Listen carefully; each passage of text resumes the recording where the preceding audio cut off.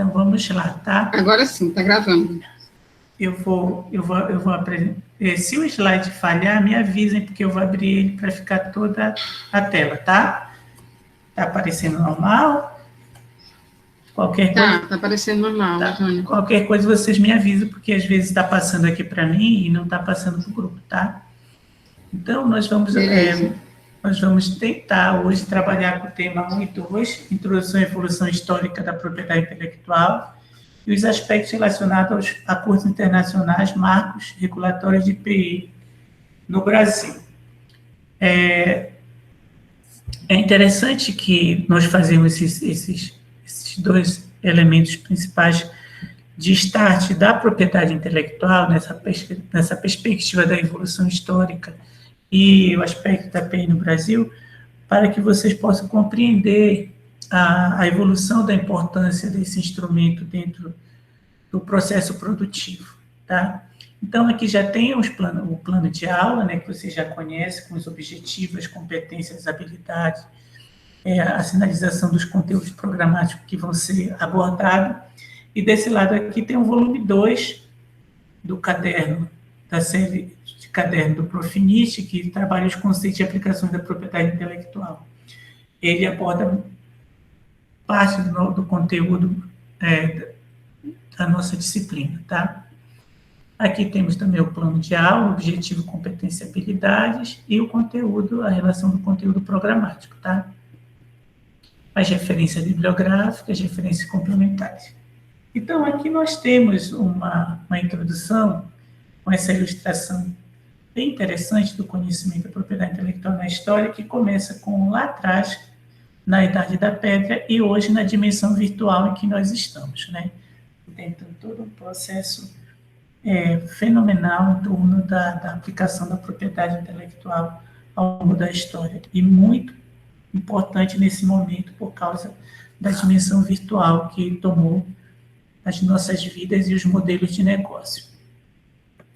Então, todo o processo da propriedade intelectual, ela se baseia na apropriação do conhecimento, e aqui nós temos uma rápida passagem em termos das civilizações e da história da humanidade, né? E aí tem uma breve relação que ele se reporta a uma ausência completa de qualquer noção sobre a apropriação do conhecimento ou suas expressões. Aí, partindo do mundo grego antigo, eles têm a perspectiva de que eles, de uma certa forma, o que sai da boca do poeta, da criação, na verdade, nada mais passa do que a expressão dos deuses, né? Então, o conhecimento é uma habilidade que ela se revela como na perspectiva de uma dádiva. O que é interessante aqui, que não está presente aqui, mas quando você estuda a história grega, a projeção da arte grega, mas o aspecto autoral, quando você verifica a questão, principalmente dos artistas que se aplicam no teatro, eles tinham uma máscara que botavam sobre a face, que essa máscara era a tese da persona, ou seja, a personificação do personagem. Então, de uma certa forma, havia ele deixava de ser ele passava a ser aquele personagem. Então, tudo que saía dele saía como dádiva, né? Era como se houvesse uma inspiração divina. E aí vem a intervenção das musas em relação aos poetas. E não só os poetas, porque as 7 musas, elas são vinculadas a cada aspecto da arte, música, teatro e os outros elementos. Já na civilização chinesa, mais especificamente no âmbito do confucionismo, eles vêm da perspectiva de um acúmulo de conhecimento, né? Ou seja, eles se baseiam na trajetória do passado, e a tarefa do sábio é desenterrar e preservá-la e transmiti-la. E aí, e também não aparece aqui, mas dentro da tradição africana tem uma figura chamada griot. Esse griot, ele é responsável pela memória da comunidade. Então, ele é treinado para exercitar esse acúmulo do conhecimento da comunidade dele, da tribo dele. Então, que é essa mesma perspectiva, a tarefa do sábio é preservar e transmitir esse conhecimento. Já no mundo islâmico, todo conhecimento é tido também vinculado a Deus. E no mundo judaico-cristão, você vê também que a perspectiva do Moisés. E aí, o que acontece? Se você for verificar a origem da religião de matriz islâmica e a religião judaico-cristã, elas têm uma matriz quase que única, baseada na figura do Moisés. Então, o Moisés ele recebeu a lei de Javé e transmitiu livremente para o povo escolhido para ouvi-lo. Então, também aqui o conhecimento ele aparece como uma dádiva divina, tá? É esse aspecto que está aí. Então, nesse momento ainda não tínhamos uma perspectiva da apropriação do conhecimento. Aí, o que acontece? O Código do Hammurabi, que é o código mais antigo identificado, que tenha um recorte já legal, encontrado nas escavações da Mesopotâmia, aí você tem na lei número 88, olha, se o artesão tiver adotado uma criança e lhe tiver ensinado o seu ofício, ela não pode ser tomada de volta. Se ele não tiver ensinado o seu ofício, esse filho adotado pode voltar à casa do pai. Quando a gente for mais adiante, que você for verificar a regulação da propriedade industrial já nas leis venezianas, você vai ver o impacto do conhecimento, né, dentro dessas confrarias de ofício, né, que é bem interessante. Aí vem o Código de Justiniano, né, do Império Bizantino, século V. Aí ele fala, marcas indeléveis devem ser colocadas nos braços dos aprendizes de ofício para que, desta maneira, possa ser facilmente reconhecido no caso de tentar esconder-se, para que os que tenham assim sido marcados, bem como seus filhos, possam ser identificados sem qualquer dúvida por sua guilda. Então, a guilda era a corporação de ofício a qual aquele sujeito ele pertencia, né? Então, ele tinha uma marca vinculada ao segmento categórico. E aí vem a lei veneziana de 1454, olha lá. Isso, lá atrás, quando a primeira vez que eu li isso, eu ri pra caramba. Se o trabalhador, bem de ironia, viu, gente? Eu sou bem irônico nesse sentido. Se um trabalhador levar para outro país qualquer arte ou ofício em detrimento da República, receberá a ordem de regressar. Se desobedecer, seus parentes mais próximos serão presos a fim de que a solidariedade familiar o convença a regressar. Se persistir na desobediência, serão tomadas medidas secretas para matá-lo onde quer que esteja. Então, você verifica que uma das formas de fazer com que não houvesse o acesso àquele conhecimento seria exterminar esse sujeito ou repatriá-lo, para que ele não tivesse oportunidade de difundir esse conhecimento. Então, você verifica que Veneza, né, em 1454, era o centro do comércio, de todo o processo produtivo daquela época, das grandes navegações. Então, por isso tem um significado bem simbólico essa lei veneziana, né? E aí diz qual é o espírito da lei. Veneza era um centro de excelência na produção de artefatos de vidro para evitar que seus mestres artesãos fossem trabalhar em outros países e, por conseguinte, ensinar essa arte da vidraria, né, de Veneza.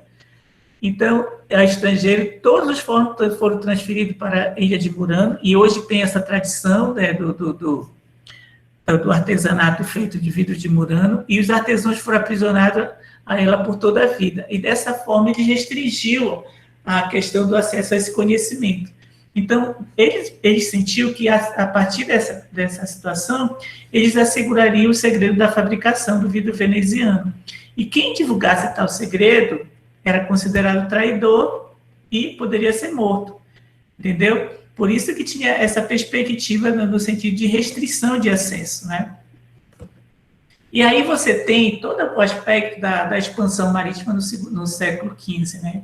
E aí você tem a figura do Dom João II, que instituiu uma política de que qualquer conhecimento a respeito de padrões de vento, corrente ou porto, qualquer noções de costumes locais, adquirido por marinheiro ou mercadores em viagem, sancionado pela coroa, seriam considerados segredos comerciais, pertencente ao Estado português. E aí você tem essa afirmativa aqui. O conhecimento adquirido nessas viagens era uma vantagem extremamente valiosa, e os navegadores eram obrigados a jurar segredo antes de entrar em serviço. A gente não pode esquecer que Portugal criou a Escola de Sagres, né, lá no século XV. E essa perspectiva da Escola de Sagres, quando a gente estuda a história das grandes navegações, A escola de Sagre, para aquela época, é o que a NASA é hoje em termos de ciência espacial, de tecnologia e tudo mais. Então, era uma forma também de Portugal manter o conhecimento dele da circunnavegação e dos contatos que ele tinha e conseguia absorver com as nações às quais ele aportava naquele momento em que ele dominava o comércio ultramarino, né? Então, você tem que, nos anos de 480, João proclamou que a violação do Edito do Rei, que estabelecia a proibição de partilhar informações com o país ou marinheiro estrangeiro, acarretaria a punição de tortura por desmembramento seguida de morte. Aí você verifica toda a questão, por exemplo, dessa técnica, chega ao Brasil e toda a colônia portuguesa.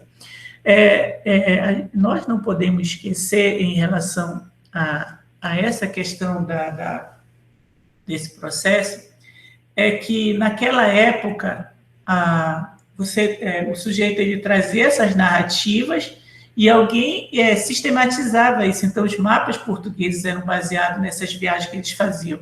E eles dominavam os mares exatamente porque eles preservavam esses segredos e os seus mapas, né? Não tinha georreferenciamento na época, tudo vinha muito da memória dos navegantes, né? E da experiência deles e, de uma certa forma, os mapas que eles faziam para transmitir conhecimento entre eles. E aí vem a questão do processo de colonização do Brasil, né, e a organização portuguesa para isso. Olha lá, capítulo 4. O escravo negro na vida sexual e da família do brasileiro, do livro Casa Grande Senzala, de Gilberto Freire, tá? Vieram-lhe da África donas de casa para seus colonos sem mulher branca, técnicos para as minas, artífices em ferros, negros entendidos na criação do gado e na indústria pastoril, comerciantes de pano e sabão, mestres, sacerdotes e tiradores de reza maometanos. Então, você verifica que eles tinham já toda uma estrutura fabril dentro do processo colonial, em que eles tinham controle sobre esses sujeitos, né? Então, você tem aqui um processo de apropriação já dentro do advento do direito de propriedade intelectual. Aí temos aqui, um conceito de propriedade intelectual só veio surgir quando o ser humano começou a acreditar que o conhecimento resulta do trabalho da mente humana sobre seus sentimentos, ou seja, sobre seus sentidos, sentimentos em relação ao mundo, e não de revelação divina ou de textos antigos. E aí você verifica aqui, olha, no rodapé, os teóricos Locke, Adam, Smith e o Davi Ricardo. Esses sujeitos, eles são a base do capitalismo histórico, né? Então, o que acontece? Há uma afirmativa, o ser humano se afirma como produtor do conhecimento e, por ser o produtor, também seu proprietário. E aí você vê a questão da mercantilização e da monetização das condições de sobrevivência, que é de uma certa forma, a base da sistematização do capitalismo. Essa é uma história recente na qual todas as relações sociais, políticas e econômicas foram se transformando através de um processo de completa mercantilização e monetização das condições de sobrevivência. A mercantilização é o aspecto seguinte, é a própria estruturação da questão da relação de trabalho. Alguém tem capital, outro tem conhecimento e um terceiro tem a força física. E aí se estabelece a divisão, né, da valoração dessas competências, e a partir daí se estabelece essa monetização. E para haver, de uma certa forma, uma associação em torno disso, você tem que estabelecer um valor para isso. E um sujeito que ele não tem o poder financeiro, ele pode ter a questão da capacidade intelectual. E essa capacidade intelectual, esse conhecimento dele, passa a ter algum valor. Gente, não sei se vocês estão vendo, mas a minha cadela hoje eu não consegui sair com ela está aqui do lado enlouquecida. A disseminação de legislações regulando a forma de apropriação do conhecimento e estabelecendo, ou seja, colocando a termos, né, os direitos de propriedade intelectual. Então, nós temos em 1623, na Inglaterra, o Estatuto dos Monopólios. E temos em 1790 o Patent Act nos Estados Unidos, que é a primeira lei de patente, né? E nós temos na França, em 1791, a Lei Nacional relacionada à patente. E no Brasil, temos em 28 de abril de 1809, o Alvará do Príncipe, né, do Brasil Colônia. E em 1883, temos a Convenção de Paris que cria o Sistema Internacional de Propriedade Industrial. Em 1889, nós temos a Convenção da União de Berna para a proteção das obras literárias e artísticas. A Convenção da União de Paris, a perspectiva dela de uma certa forma, não como é que se diz? Criar o conceito de reciprocidade dentro dos estatutos, das leis que regem cada país, as regras sobre propriedade intelectual. Então, a base da Convenção da União de Paris é que todas as regras que você estabelece para o seu nacional tem que ter uma correspondência e reciprocidade para a pessoa que não seja nacional, entendeu? E aí você pode estabelecer qualquer regra com o princípio da sua proteção, só que nessa perspectiva da Convenção de Paris, seria a perspectiva da reciprocidade, tá? Aí você tem aqui, olha, o legado do Patent Act, da Lei de Patente da França. A intervenção do Estado ela é fundamental na proteção da propriedade intelectual, porque deixar a liberdade do Estado, do mercado, o investimento da criação do bem intelectual seria imediatamente dissipado pela liberdade de cópia. Então, o Estado, ele cria essa perspectiva. Então, a base da criação da propriedade intelectual, ela é complexa e exclusivamente uma elaboração da lei que não resulta de qualquer direito emanante anterior a tal legislação. Então, como é que isso se põe? Você motiva o sujeito a ser criativo e daí você garante a exclusividade dele por um determinado prazo e cobra dele a divulgação na íntegra do seu evento. Então, ao mesmo tempo que ele tem a garantia da exclusividade para aquele evento, ele tem a possibilidade, com a publicação, de como é que se diz?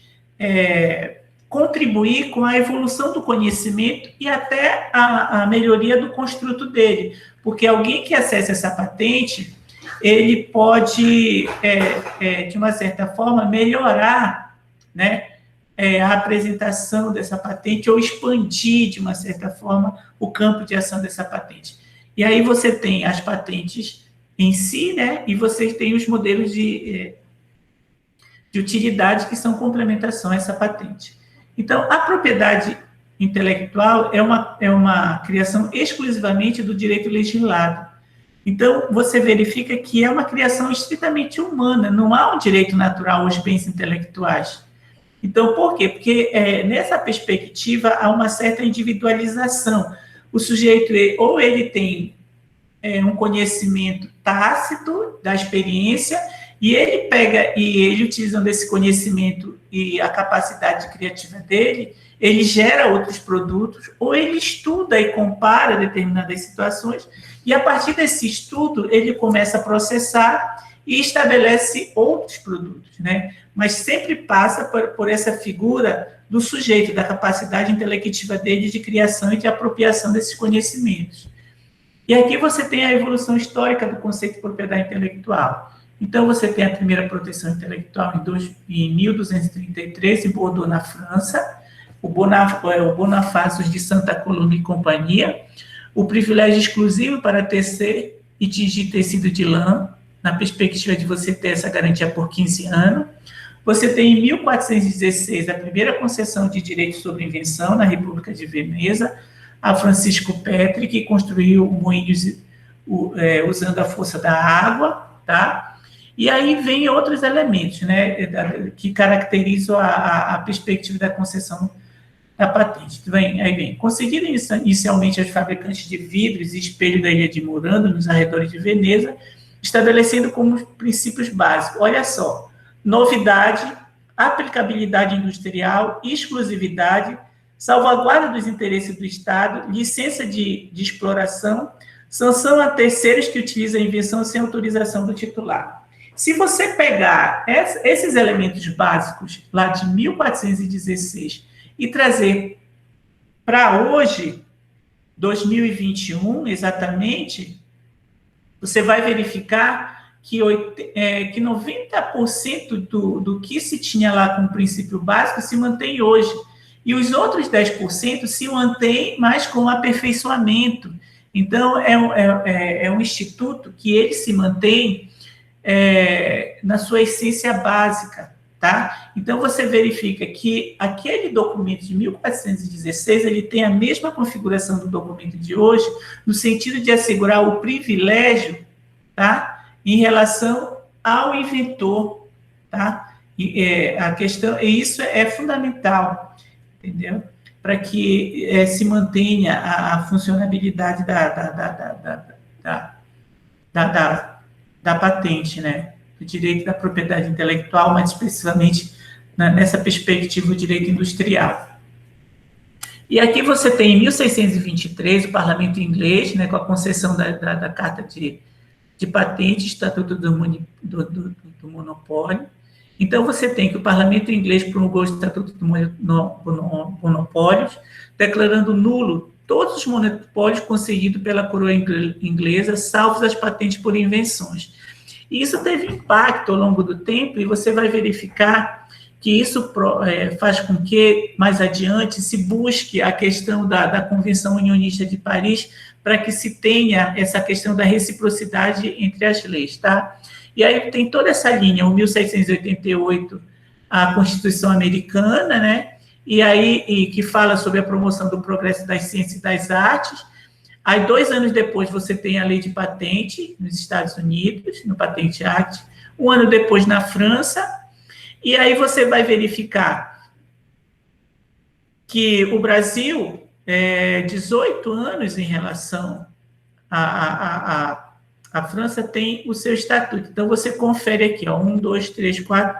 O Brasil é o 5º a ter um estatuto específico sobre a questão do estímulo ao investimento industrial na perspectiva da propriedade intelectual. Então, se nós tivéssemos seguido essa perspectiva, se mantido dentro, se Portugal não tivesse sido tão obtuso em relação ao Brasil, nós poderíamos hoje ter uma configuração bem diferente, né? Em 1873, você tem o primeiro encontro internacional para estabelecer parâmetros comuns para a propriedade intelectual em Viena, tá? E aí, em 1873, nós temos a Convenção da União de Paris, a CUP. E essa convenção, ela tem 196 países signatários. E aí se estabeleceu os requisitos mínimos. E foi assinado originalmente, olha aí, Bélgica, Brasil, Espanha, El Salvador, França, Guatemala, Itália, Holanda, Portugal, Sérvia e Suíça.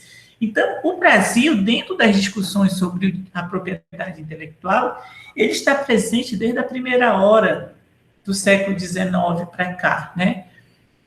Então, você verifica a questão do contexto desse processo todo. Primeiro, a Revolução Industrial e ampliação do comércio internacional, a necessidade e a motivação de conferir aos inventores uma ferramenta de proteção internacional, que com isso eles tivessem garantia da prioridade de suas criações e invenções em outros países, né?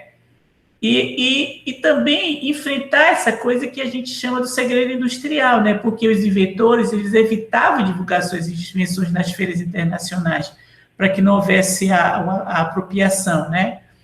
E porque eles temiam essa ausência dessa regra, né? E a forma que eles tinham era restringir. Então, a patente, ela vem exatamente para criar essa possibilidade. Mas hoje, por exemplo, se analisa muito algumas situações em que, ao invés de você patentear, você estabelece... coisas são muito estratégicas, né, dentro da empresa, você estabelece processos de segredo industrial, mesmo com todo o risco que isso signifique, mas as vantagens competitivas, às vezes, elas se justificam.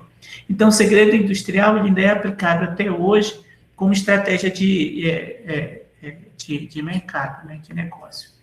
A Convenção da União de Paris, a CUP, ela é o primeiro acordo internacional relativo à propriedade intelectual de 1983, né, em Paris, para a proteção da propriedade industrial. Aí você já tem uma distinção dentro da propriedade intelectual para o aspecto que vai efetivamente interessar de uma forma mais direta para a perspectiva capitalista, que é a proteção da propriedade industrial.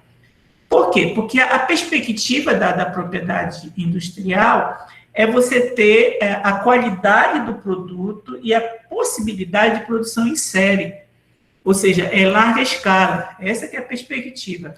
Então, a Convenção Unionista de Paris, ela prevê uma ampla liberdade legislativa para cada país, exigindo apenas a paridade no tratamento dado ao nacional, né, que beneficiará também o estrangeiro. E aí é o princípio do tratamento nacional, mas que tem a perspectiva da reciprocidade, porque a mesma regra que se aplica ao nacional também se aplica ao estrangeiro, tá? E aí você tem várias variações. Aí você tem Bruxelas, em 1900, que são atualizações, tá? Washington, 1911, Haia, 1925, Londres, em 34, Lisboa, em 58 e Estocolmo, 1967.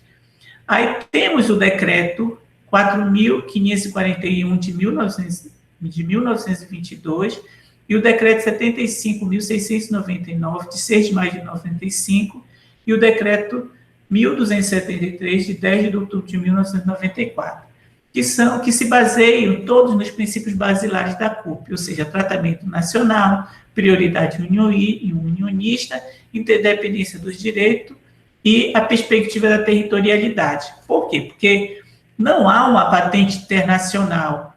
Você precisa estabelecer uma perspectiva de mercado para saber aonde você vai depositar a sua patente. Então, dentro da estrutura do que o Profinit propicia para a formação de vocês, por exemplo, a disciplina da professora Isaura, ela é fundamental para que vocês conheçam forma de acessar a informação que vão lhe dar possibilidade de somar essas informações com outras, por exemplo, no aspecto da prospecção tecnológica, da valoração, para que vocês possam, de uma certa forma, saber aonde dentro do território internacional teria prioridade para fazer o depósito da patente, aonde ela teria uma valoração de mercado maior. Então, você vai, com a perspectiva do conhecimento desenvolvido, você consegue verificar aonde está se produzindo conhecimento sobre aquela patente, ou seja, que se chama de conhecimento básico, que é o ponto de partida. Quem está fazendo uso desse conhecimento básico e transformando em patente? Quem são os principais inventores? Quem se apropria desse conhecimento? Porque no aspecto da territorialidade é importante você saber disso. Mas no aspecto da redação da patente é mais importante ainda. Porque na hora que você vai diferir o seu invento dos demais, você tem que ter esse conhecimento para citar na sua patente. E aí, eu fiz um curso recente sobre as patentes consideradas realmente importantes, com Henri Suzuki, e ele se reportava a essa importância da gente ter esses conhecimentos e sempre se preocupar em relação àquelas patentes que sejam de grandes empresas, que tenham grandes capitais, que tenham grande mercado, porque é nessas que a gente tem que se mirar quando for redacionar as nossas. E isso vocês só vão ter acesso se vocês conseguirem acessar os bancos de dados e fazer as buscas com precisão, né? Os princípios basilares da Convenção Unionista de Paris, tá? Tratamento nacional, ou seja, os domiciliados que possuem estabelecimentos industriais, né, efetivos no território, eles são equiparados aos nacionais do país onde foi requerida a patente, o desenho industrial ou a marca.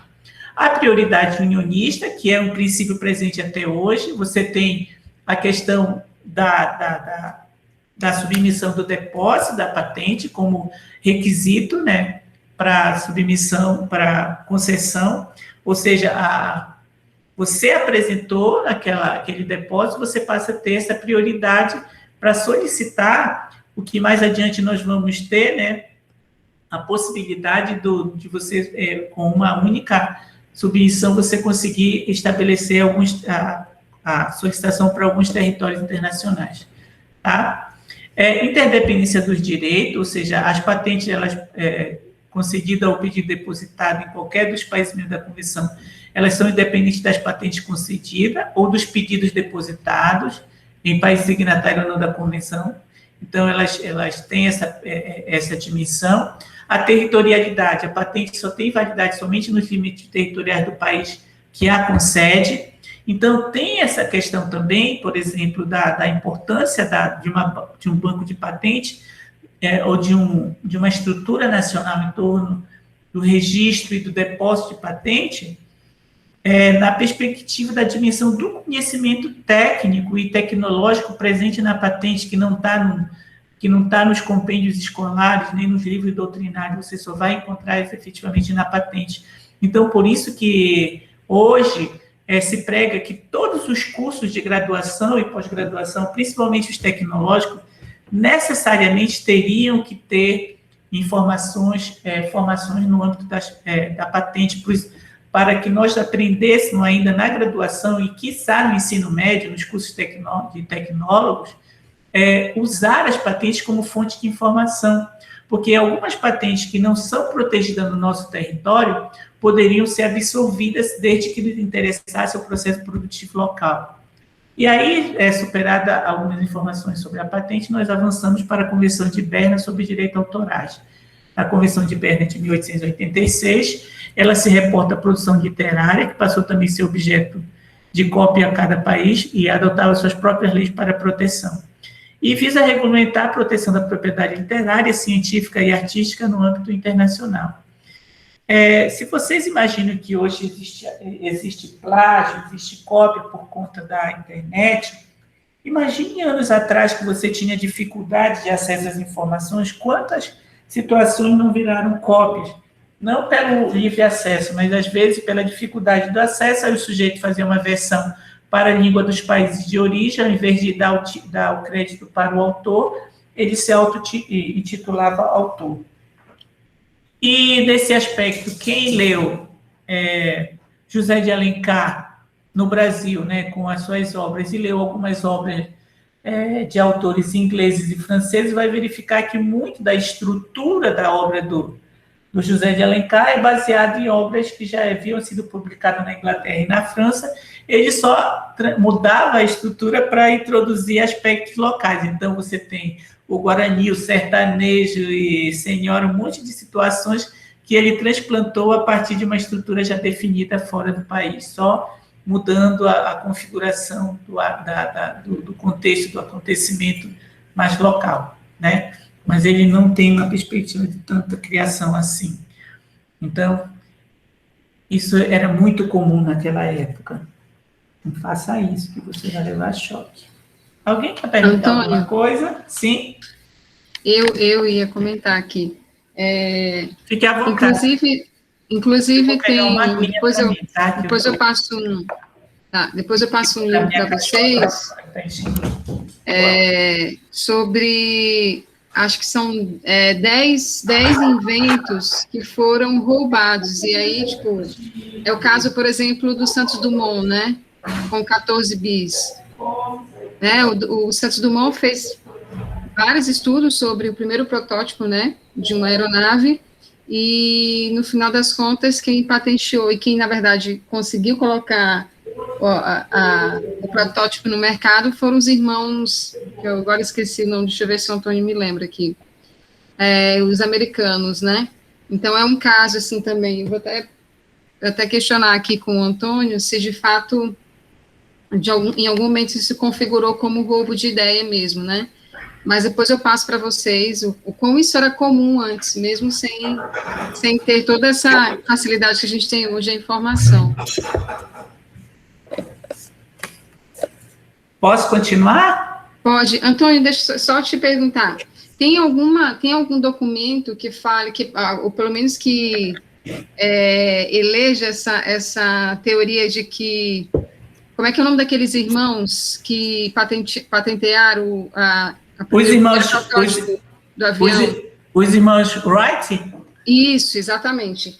Tem algum documento que, pelo menos assim, comprova a teoria de que eles roubaram algumas ideias do Santos Dumont? Não tem. Na verdade, o Santos Dumont era um cara muito rico, a família dele era muito rico, ele era um sujeito diletante. Dizem que Santos Dumont, ele, ele tinha relações públicas, então alguns aspectos dos eventos dele eram superfaturados. Uhum, uhum. É porque vira e mexe eu encontro algum relato, assim, sobre isso, sabe? Os irmãos Wright, eles eram autodidatas, mas eram muito espertos. Então, eles efetivamente, eles submeteram uma patente. O Santos Dumont, como era um cara muito rico mesmo, né? A família dele era milionária. E ele fazia os eventos muito mais no aspecto de exibir a capacidade dele, né? Então, ele não tinha interesse econômico nenhum, era um aspecto mais de disputas ali, naquele cenário, como diria, não tinha o que fazer, ficava inventando umas coisinhas, gastando dinheiro da família. E dizem, né, no sentido, aquela história toda que falam que ele veio para o Brasil por conta da Segunda Guerra e que ele se matou por causa do uso do avião, é um tanto quanto ilusório, né? Porque ele já estava, ele tinha problema psicológicos na época, o que a gente chama hoje de ansiedade, essas coisas. E acabou se suicidando. Mas aí, pelo aspectos nacionais, se cria toda umas narrativas, né? Lendas urbanas. É isso mesmo.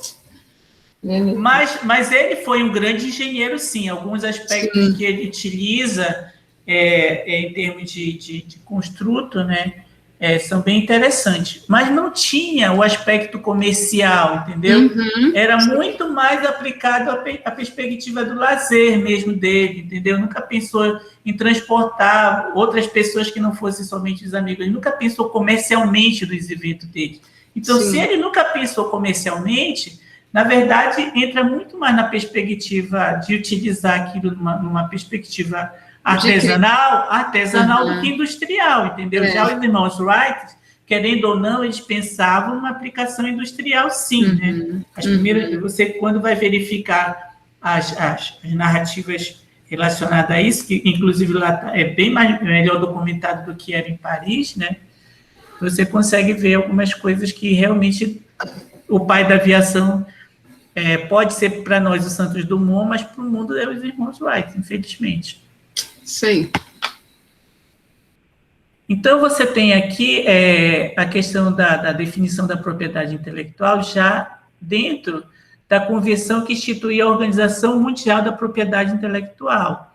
E aí você já vê que essa convenção ela foi assinada em Estocolmo em 14 de julho de 1967 e é alterada em 20 de setembro de 1979 e definiu em seu artigo 2º, parágrafo 8º, direitos relativos às obras literárias e artísticas e científicas, interpretações das emissões de radiodifusão, as invenções em todos os domínios da atividade humana, a descobertas científicas, os desenhos e modelos industriais, as marcas industriais, comerciais de serviço, bem como as firmas comerciais e denominações comerciais, a proteção contra a concorrência desleal e todos os outros direitos inerentes à atividade intelectual nos domínios industrial, científico, literário e artístico.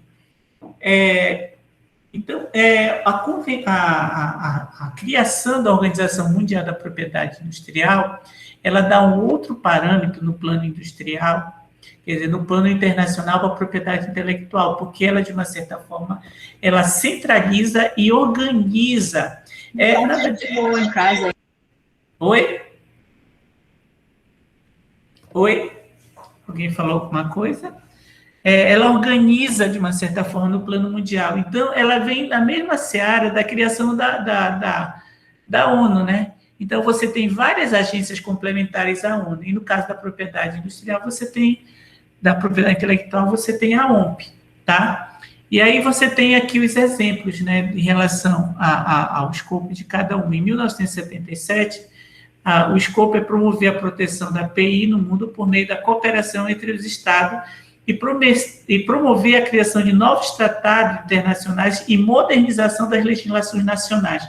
Então, tem vários estudos que você verifica em termos de grupos de trabalhos internacionais. E o Denis Barbosa, na década de 90, ele trabalhou muito em alguns grupos de trabalho, né, desse, então ele se tornou um especialista a nível internacional e nacional. Afora que ele foi um dos advogados do INPI por anos, né, a ONU tornou-se a agência especializada das Nações Unidas para administrar as questões relativas à propriedade intelectual. A Organização Mundial da Propriedade Intelectual, ela se baseia muito na questão da Convenção Unionista de Paris. Nós vamos verificar mais adiante que ela sofreu algumas diferenciações no âmbito da propriedade intelectual com a questão da criação do Tratado de Cooperação de Propriedade Intelectual e Comércio, que é o TRIPS, né?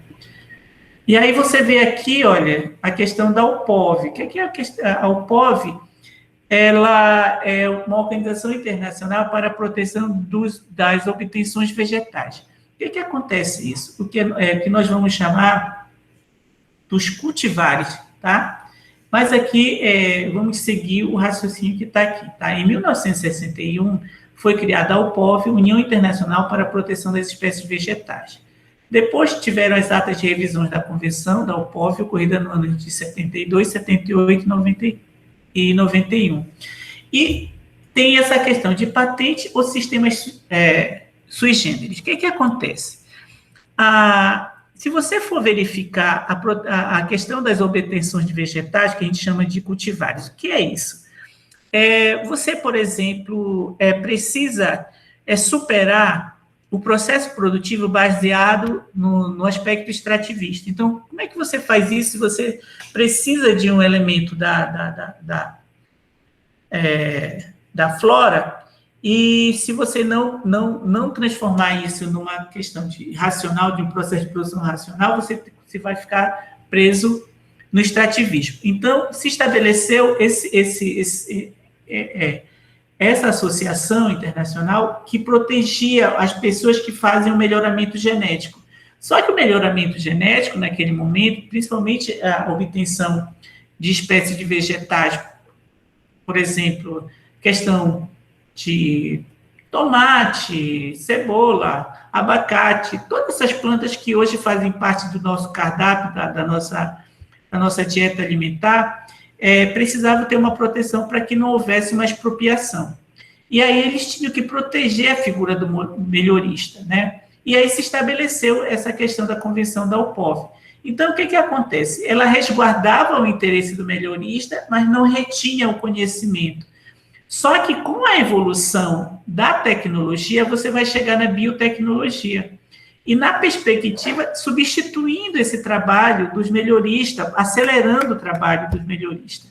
Então, você verifica hoje, né, quando eu fiz meu curso de doutorado, eu tive uma atividade com o professor Osmar Lameira lá na Embrapa, que ele mostrava os processos hoje que os melhoristas levariam 10 anos para fazer, fazendo polinização, né, fazendo enxerto, fazendo adaptações para descobrir qual era o melhor processo de adubação, combate a pragas. Hoje você tem todo um processo de melhoramento genético, né, e de transgenia. Então, aí entra a questão de estabelecer a forma de proteção de algumas espécies por patente ou sistema sui generis. E fica essa brigazinha, né, quer dizer, essa discussão dentro desse sistema. E aí o Brasil só foi aderir à questão da UPOV em 1999, na versão modificada de 1978.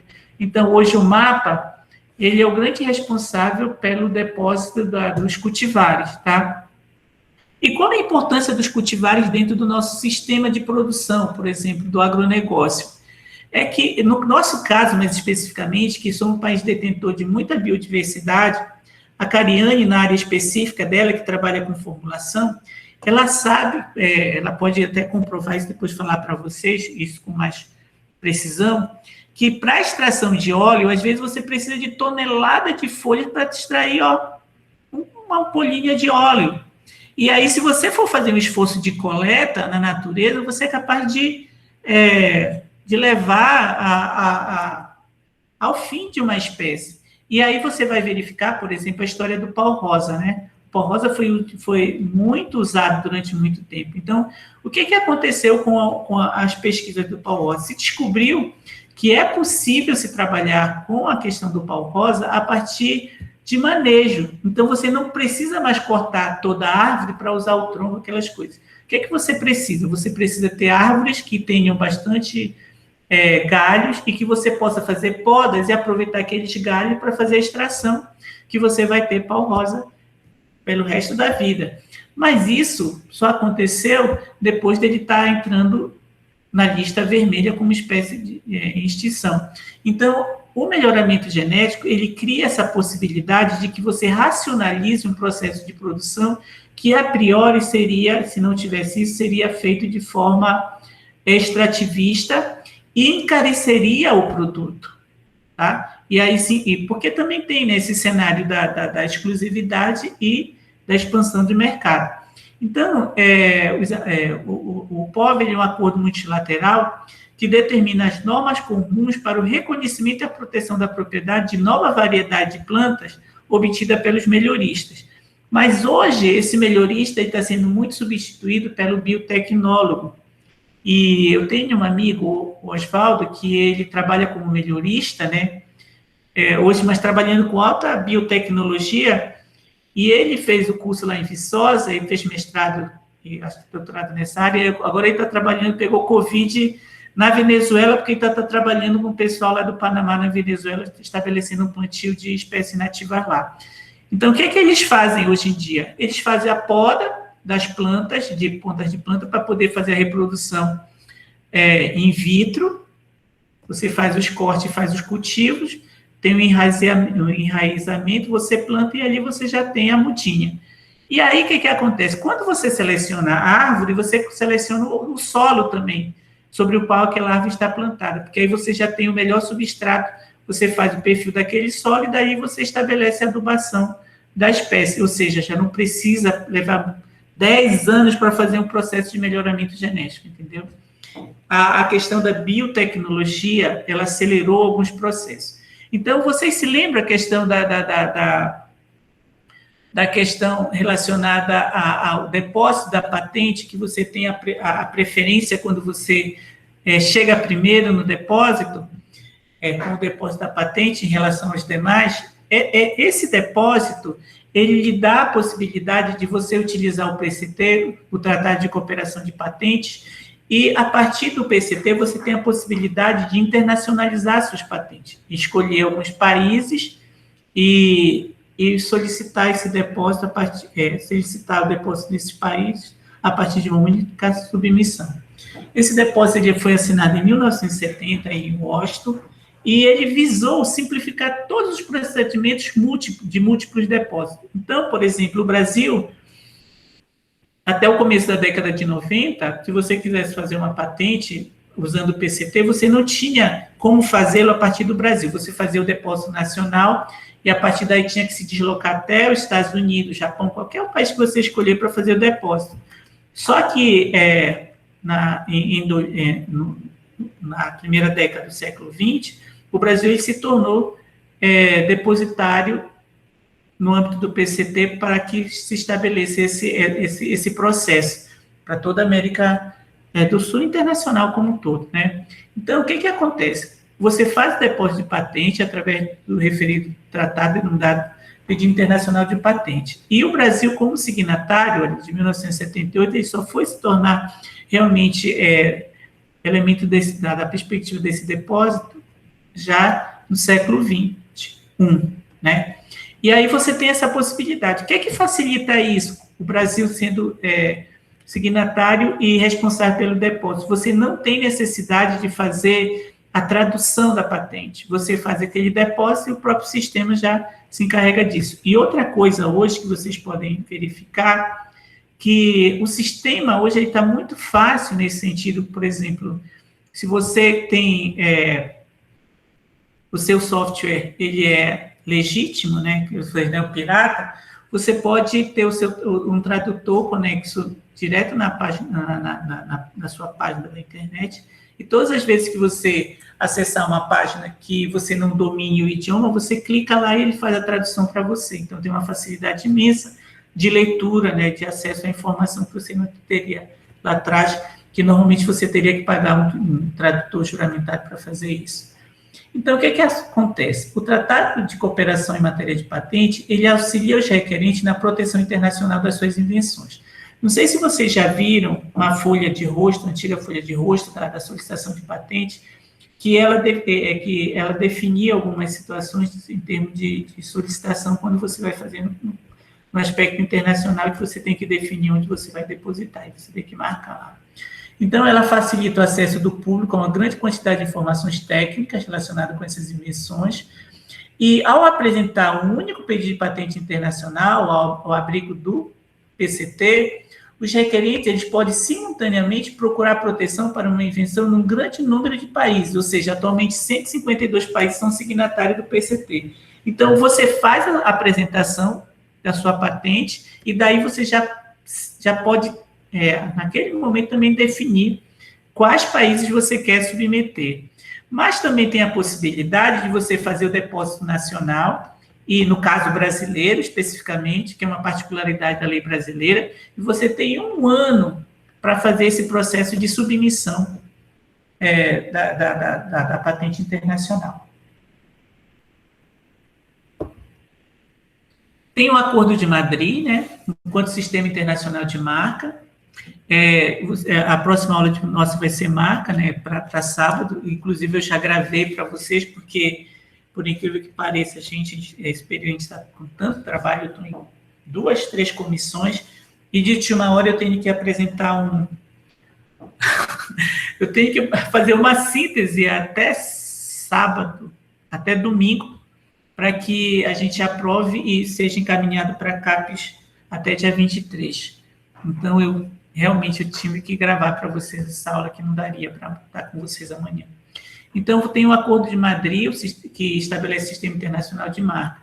Então, a partir do Sistema de Registro Internacional de Marca, você tem que se basear em 2 tratados, tá? O Acordo de Madrid, relativo ao Registro Internacional de Marca, que data de 1981, e o protocolo referente ao Acordo de Madrid, que foi adotado em 1989 e entrou em vigor em dezembro de 1995, tá?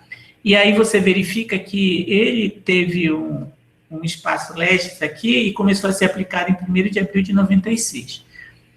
Ele traz um regulamento para a execução comum, né, ao acordo e protocolo, né, e quando ele entrou em vigor, de uma certa forma, a partir da administração pela Secretaria Internacional da Organização Mundial da Propriedade Intelectual, ele facilitou toda a questão do registro internacional das marcas, né?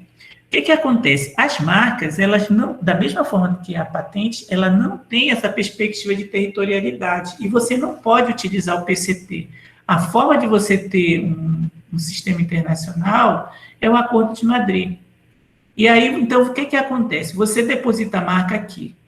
Então, vai lhe interessar realmente solicitar um registro de marca internacional quando você percebe que o seu produto, a sua marca, ele está atravessando o oceano e está conquistando uma clientela, e, de uma certa forma, ele vai passar a ter um olhar diferenciado sobre ele. Então, você tem essa possibilidade de retardar um pouco essa questão. E também você pode, de uma forma preventiva, já fazer o depósito, né? Isso fica a critério do seu modelo de negócio. Então, você vai verificar que o decreto de 1º de outubro de 2019 promulga o protocolo referente ao Acordo de Madrid sobre Registro Internacional de Marca, firmado em Madrid, Espanha, tá? Em junho de 89, e traz para o âmbito do Brasil o regulamento comum do Acordo de Madrid relativo ao Registro Internacional de Marca e do protocolo referente ao acordo e as formulações das declarações e notificações que especifica. Então, nós só passamos efetivamente a fazer parte a partir desse decreto, que 10.033 de outubro de 2019. quando nós nos tornamos adesos ao acordo de Madrid, tá? E aí temos aqui um desdobramento, tá? Do Acordo de Madrid. Qualquer Estado que seja parte da CUP, né, Convenção Unionista para a Proteção da Propriedade Industrial, pode passar a ser parte do acordo protocolo ou em ambos, sendo que as organizações intergovernamentais elas podem ser parte no protocolo, né, mas não no acordo, desde que cumpridas as seguintes condições. Aí vem essa perspectiva, que ao menos um dos Estados-membros da organização seja parte da CUP e que a organização mantenha uma administração regional para o registro de marca com efeito em todo o território da organização. E aí ele fala o seguinte: o sistema de Madrid é uma solução única para registrar e gerenciar a marca em todo o mundo. E aí, qual é o procedimento? Preencha uma solicitação em idioma inglês, francês e espanhol, pague um conjunto de taxa para proteger suas marcas nos territórios de 98 membros, gerencie seu portfólio de marca através de um sistema centralizado. Essa que é a questão da perspectiva do sistema de Madrid. O que acontece? A marca, ela é estratégica, você vai verificar que ela é estratégica para o negócio. Se você tem a patente que de uma certa forma, atualiza o seu produto no tempo em relação ao conhecimento e a necessidade daquelas pessoas naquele momento, que é a tecnologia. E um exemplo bem prático é o que nós temos hoje em termos do que nos foi obrigado a fazer em termos do trabalho remoto. Imagine se a gente não tivesse internet, como é que seria, né? Eu ainda sou da época que fazíamos trabalhos escolares naquelas maquininhas de datilografia ou manualmente, né? Eu me formei em 2021 na Federal e, na época, quando eu me formei na Federal, ainda não tinha o sistema integrado na biblioteca para fazer as buscas. Então, a gente buscava nas fichinhas lá. Hoje, eu entro na Federal, espero a minha vez em frente ao computador, coloco lá o que eu quero dentro da biblioteca e localizo o periódico, a referência bibliográfica, ele me dá a localização na estante, eu vou lá e acho tudo bem. E melhor ainda, eu posso acessar algumas informações no aspecto virtual. Ou seja, isso é o aspecto da tecnologia. A apresentação do produto, ele faz com que a estética me faça atrativa, mas o valor do produto, a configuração, ele vem da marca. Então, por exemplo, há um produto robusto, um computador que é muito bom para trabalho. Não, compra Dell. Não, Dell não. Não, Dell é mais acessível do que o da Apple. O da Apple é muito caro. Tem que ter muita bala na agulha. Então vou comprar um Dell que pelo menos eu tenho garantia da qualidade. Entende? São esses elementos, ou seja, a Dell ela pode criar uma série de produtos com aspectos tecnológicos diferentes e design diferente, mas o que vai valorizar realmente é a marca Dell. Esse produto, você pode ter o produto da melhor qualidade, mas se não tiver o Dellzinho escrito, você não vai acreditar que aquele produto tenha qualidade. Se você é um daqueles que adere a determinadas marcas. Aí nós temos acordo do ADPIC, acordo para aspectos dos direitos de propriedade intelectual relativo ao comércio, que é o TRIPS, né? Em 1994, você tem, dentro da organização, você tem a criação do acordo constitutivo da Organização Mundial do Comércio. Até então, você tinha o GATT, que era um grupo de trabalho que estabelecia as negociações para que tivesse uma certa uniformidade de procedimento no âmbito do comércio. Só que com a perspectiva do TRIPS, o TRIPS ele diferencia-se da Convenção Unionista porque ele estabelece para os países como que se diria, é como que se fosse uma estrutura padrão. Você pode ter liberdade de estabelecer todas as outras regras, mas essas aqui serão padrão. Ou seja, ele cria umas certas restrições para os países. E no plano internacional, quando a gente, no âmbito do direito, os países eles são signatários de determinadas convenções, de determinado acordo, e pela dimensão de soberania, eles não têm o elemento da coercitividade para obrigá-lo a fazer determinadas coisas. Só que, a partir do momento que se estabeleceu a Organização Mundial do Comércio, a OMC, e que se estabeleceu algumas regras dentro da OMC, alguns elementos coercitivos para os países começaram a existir por causa de restrições em termos de cobrança de padrões que esses países teriam que ter para entrar em determinados mercados, tá? Então, o que acontece? O TRIPS, ele estabelece patamares mínimos obrigatórios de proteção à propriedade intelectual. E aí ainda tem mais, tá? Prevê alguns aspectos de patenteamento de alimentos, medicamentos e similares, tá? E aí você tem toda uma ramificação do TRIPS que tem que ser cumprido de forma compulsória para que você possa aderir à Organização Mundial do Comércio. Ou seja, você só adere à Organização Mundial do Comércio se você também aderir à questão do TRIPS. E aí nós temos a nossa Lei 9.279, de 14 de maio de 1996, que é a nossa Lei de Propriedade Industrial, que estabelece todo o regramento nacional, né? E aí, a nossa legislação, ela já veio dentro dessa perspectiva do TRIPS, né? E nós temos hoje, tem toda uma discussão, inclusive tem um trabalho bem extenso dentro da Câmara Federal, acho lá para consulta, que é um documento sobre a possibilidade, as discussões sobre a mudança da lei 9.279, de 14 de maio de 96, tá? Aí você tem aqui, olha, ele entra direito do autor, direito conexo, marca, indicações geográficas, desenho industrial, patente, tudo, né? Controle, só que com essa questão do TRIPS, você verifica que há um enfrentamento muito forte dos países ricos em torno dos países pobres, em termos da dimensão tecnológica e das restrições de acesso a determinados campos tecnológicos. Controle mesmo, né? Aí você tem outros acordos internacionais relevantes, Tratado de Budapeste. Esse Tratado de Budapeste, por exemplo, ele se aplica ao que nós temos de mais recente dentro das cadeias produtivas, que é a questão do bionegócio aplicado aos materiais biológicos. Então, o Tratado de Budapeste, um dos objetivos dele, do tratado, é a eliminação ou limitação de múltiplos depósitos de materiais biológicos. Então, seria criar uma estrutura internacional de um depósito único. O Brasil ele não é signatário desse tratado. O que acontece? O Brasil ele tem algumas limitações dentro desse campo da biotecnologia, muito mais para a questão do resguardo do seu material biológico do que o processamento. Porque com as pesquisas que foram feitas em São Paulo sobre a Xylella fastidiosa, o amarelinho, né, o Brasil ele foi precursor ele foi o primeiro país a fazer a transcrição do código genético completo de uma espécie viva, que é exatamente o amarelinho. Então, nós saímos na frente da França, dos Estados Unidos, todos os países no mundo.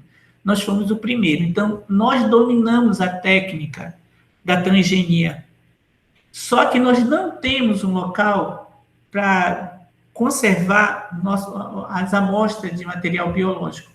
Então, a perspectiva daqui a algum tempo, nós termos isso.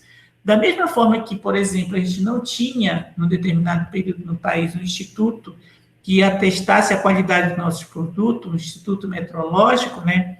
Se vocês forem estudar um pouquinho a questão da origem do Inmetro, vocês vão verificar que foi feito um edital para um grupo de pessoas especialistas na área de construção, de arquitetura, para que estudassem qual a melhor estrutura de construção dos laboratórios e da adequação da estrutura tecnológica para se ter Instituto Metrológico no Brasil. Então, foi feito o edital, um grupo ganhou e foi percorrer o mundo, né, verificando como é que isso se estruturava o mundo para construir o que temos hoje como um Inmetro. Então, a gente precisa também dessa perspectiva. Em 2010, quando eu fiz foi 2010, não foi? Eu estava pensando em fazer meu doutorado, então eu fui fazer um mês de disciplina em Manaus, na época, eu ainda era bolsista do Museu Guild, pedi para minha chefa, Graça Ferraz, que, graças a Deus, está tão bem de saúde, falei com ela ontem, Karine, está bem? Caramba, que bom. E a Graça Ferraz me arranjou um dinheirinho, eu fui para lá. A Graça Ferraz é sócia fundadora do Fortec, viu, gente? Então, ela é minha madrinha, minha protetora.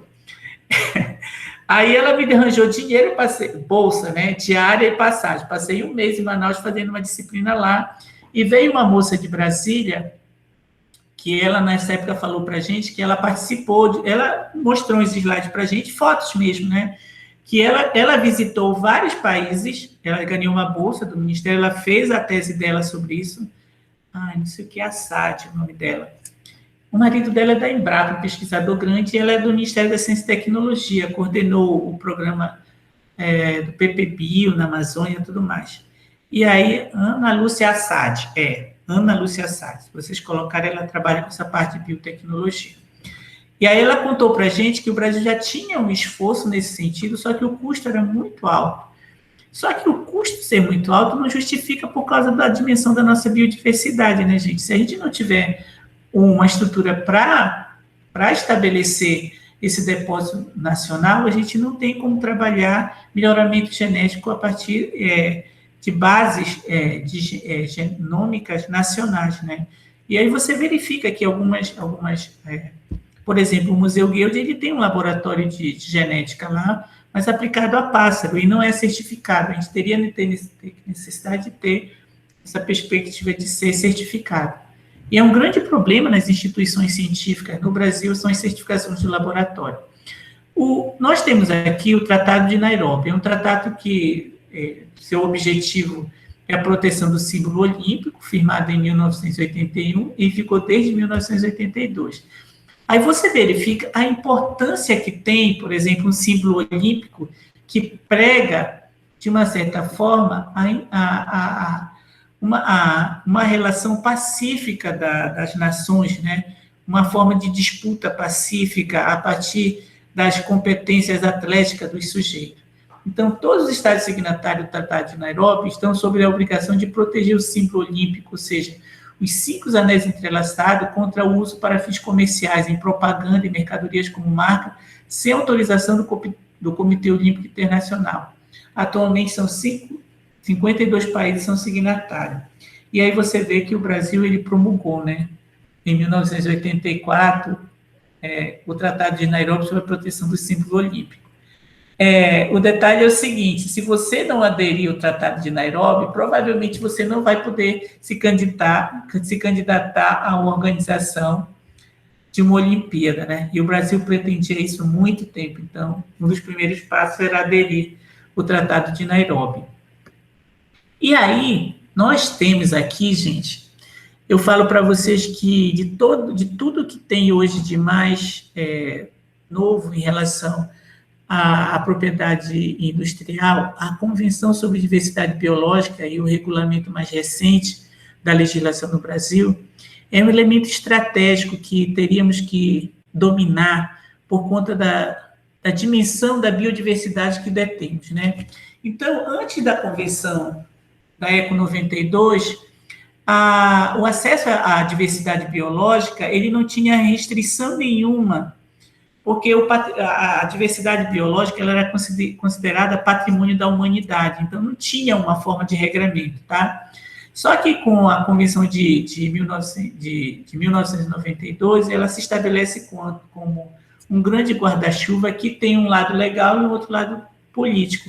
E dentro desse guarda-chuva coube várias convenções e acordos ambientais. Aí você tem a diversidade biológica, você tem do clima, você tem do Ramsar, tem um monte, assim, e a da diversidade biológica é o que realmente nos interessa. E aí, qual é o escopo da Convenção de Diversidade Biológica? Conservação da diversidade biológica, utilização sustentável dos seus componentes e repartição justa e equitativa dos benefícios derivados e da utilização dos recursos genéticos. Qual é a complexidade em relação à Convenção sobre Diversidade Biológica? Está exatamente nesse aspecto da repartição justa e equitativa dos benefícios derivados da utilização dos recursos genéticos. Por quê? Porque muito do que se pode aproveitar da biodiversidade de uma forma mais rápido, ela tem que contar com acesso ao conhecimento tradicional de populações autóctones, né, autóctones, que são as comunidades tradicionais, indígena, ribeirinho, quilombolas, que há séculos fazem uso dessa biodiversidade não só para a questão alimentícia, mas também como remédio, como um elemento de cosmético, de tratamento da pele, né? E vários elementos. Então, anteriormente, a comunidade ela era acessada sem que não se tivesse nenhum tipo de preocupação. Só que a forma como o Brasil tratou isso em 2001 foi muito equivocada, porque ele estabeleceu o regramento a partir de uma medida provisória.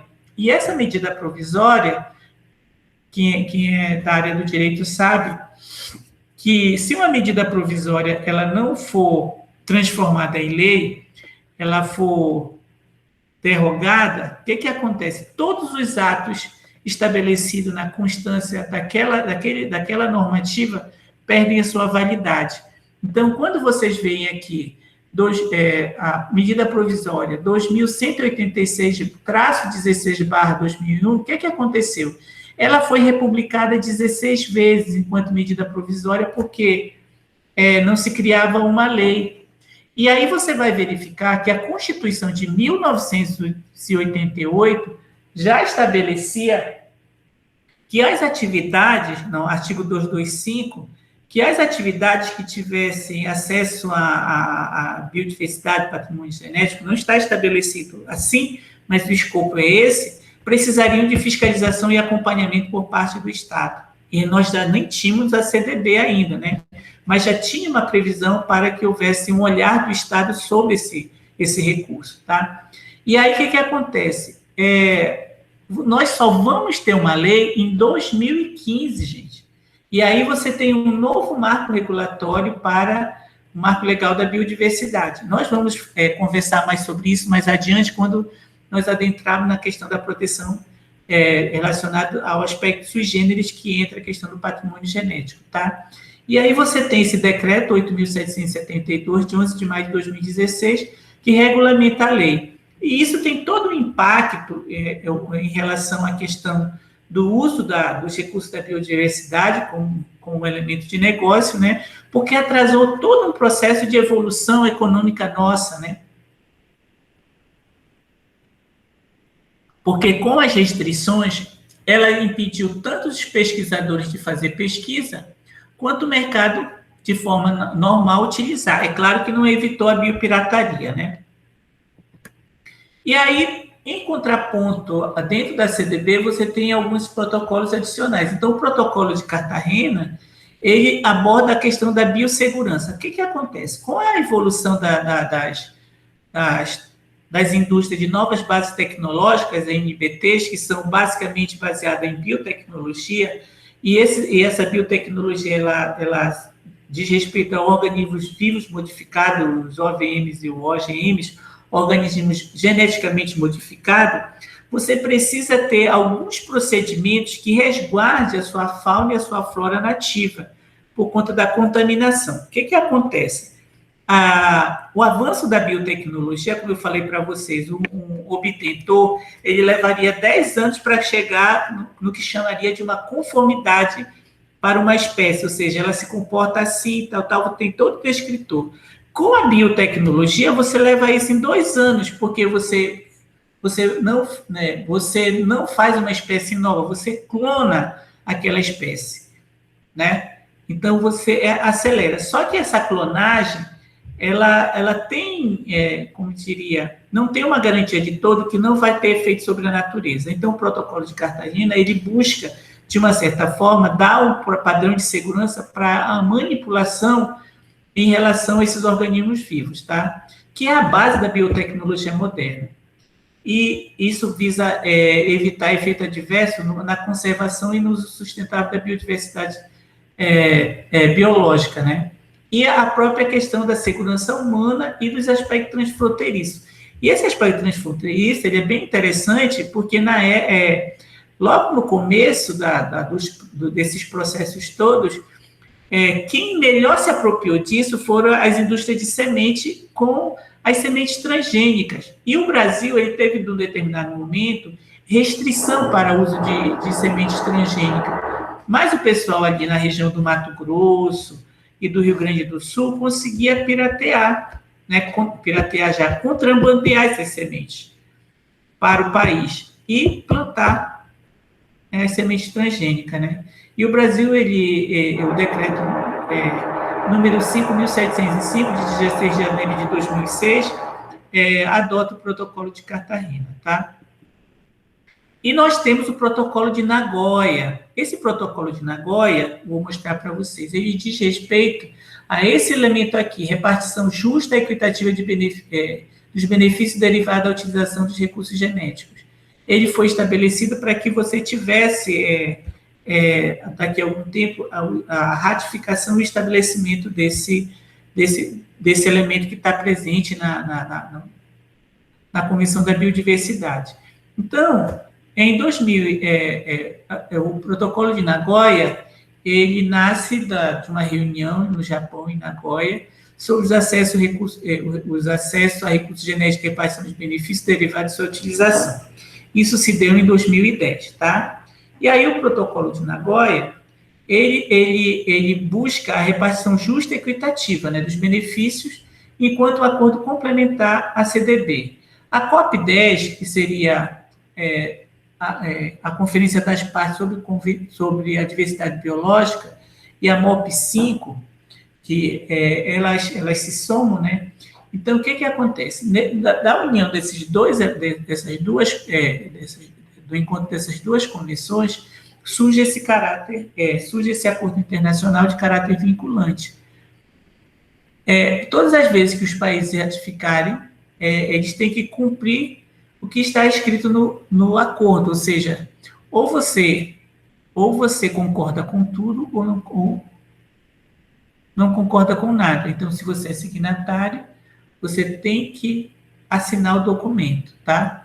Então, o Brasil ele é signatário e ratificou o documento. O aspecto de você assinar e ser signatário diz que você concorda com aquilo. Quando você ratifica o documento, você traz para dentro da estrutura legislativa essa regra. Então, o Decreto Legislativo número 136 de 2020, ele aprova o texto do Protocolo de Nagoya sobre acesso a recursos genéticos e repartição justa e equitativa dos benefícios derivados de sua utilização, sobre a Convenção da Diversidade Biológica, concluída durante a 10ª reunião da Conferência das Partes, realizada em outubro de 2010 em Nagoya, né? Então, nós somos hoje signatário e temos que executar esse protocolo de Nagoya. E aí você vai verificar que na Convenção da Biodiversidade, ela estabeleceu isso como requisito para que não para que não impedisse a pesquisa, não impedisse o uso econômico, mas que se tivesse um respeito com os detentores, tá? Nós temos aqui o Tratado Internacional de Recursos Fitogenéticos para Agricultura e Alimentação no âmbito da FAO. Então, a segurança alimentar, hoje, ela é um dos elementos fundamentais no mundo.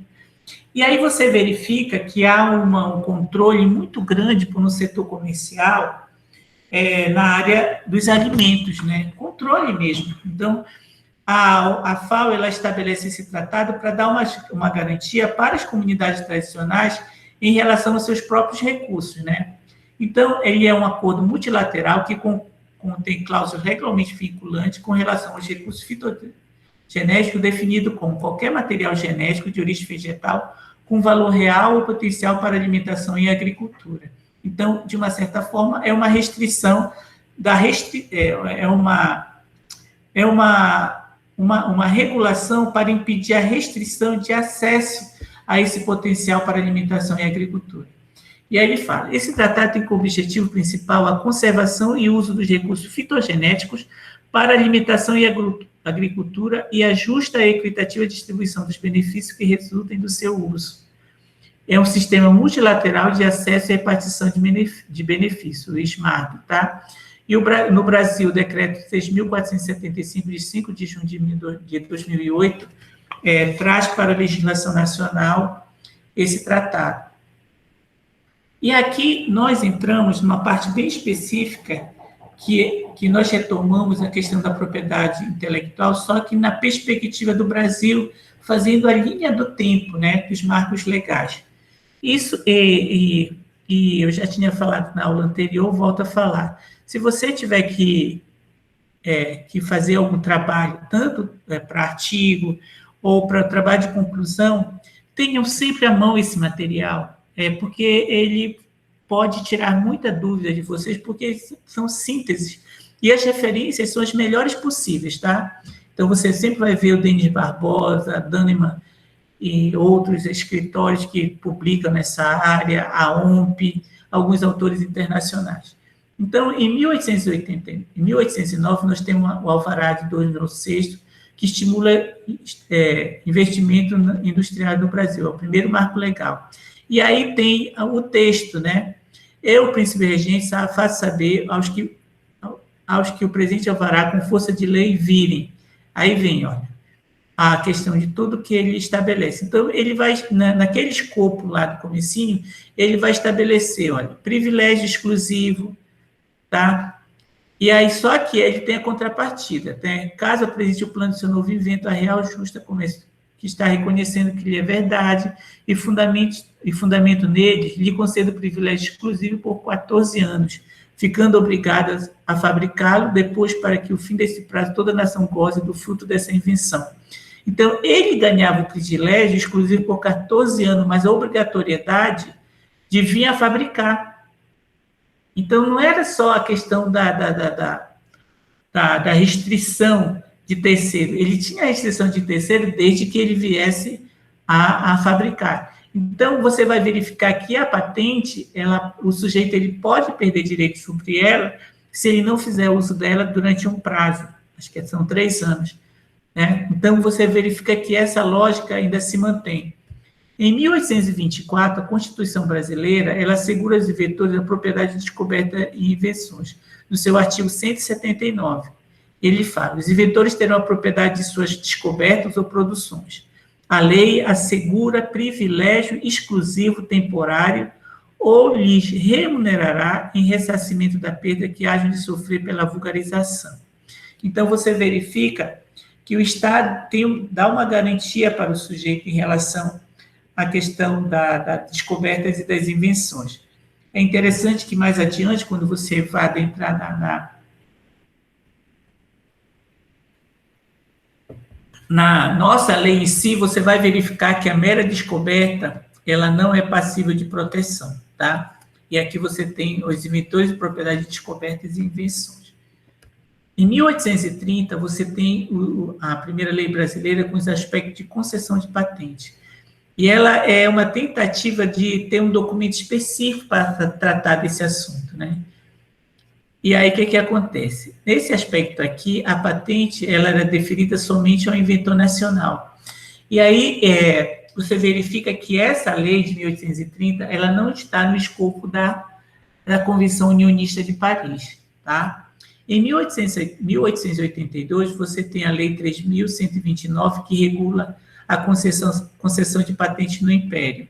E aí você vê o prazo de 15 anos dessa patente, né, o melhoramento da invenção concedido, e aí você verifica aqui, olha, depois dos 3 pontinhos, os inventores privilegiados em outras nações poderão obter a confirmação dos seus direitos no Império. Aqui ela já vem com o escopo da Convenção Unionista de Paris, na questão do tratamento nacional. Em 1883, nós temos a Convenção da União de Paris e o Acordo Internacional para a Harmonização do Sistema Jurídico. E aí você verifica as atualizações e o impacto dela na nossa Constituição. E aí você já tem, em 1891, a Constituição desse ano, que fala sobre inventos industriais pertencerão aos seus autores. E aí vem, os autores de obras literárias e artísticas é garantido o direito exclusivo de reproduzi-la, os herdeiros dos autores gozarão desse direito, ou seja, a transmissibilidade do direito, e você vai verificar que no artigo 5º dos direitos individuais e coletivos da Constituição de 88, esse elemento das obras literárias, das criações artísticas, das marcas, está lá presente como direito do indivíduo.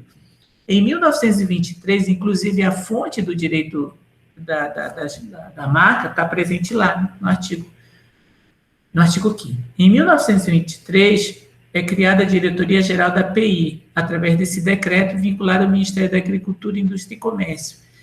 Em 1934, a Constituição ela inclui a função social da propriedade, garantindo o direito de propriedade que não poderá ser exercido contra o interesse social ou coletivo.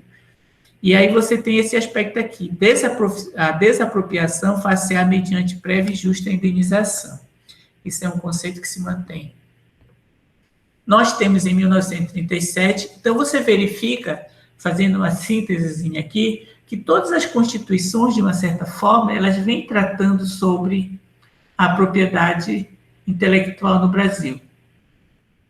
E aí tem esse aspecto aqui, que a Constituição de 1977, ela introduziu significativas alterações. E tem a Emenda Constitucional número 1, que é de 1969, que para os constitucionalistas ela não é uma emenda constitucional, ela acaba sendo uma outra Constituição também, né?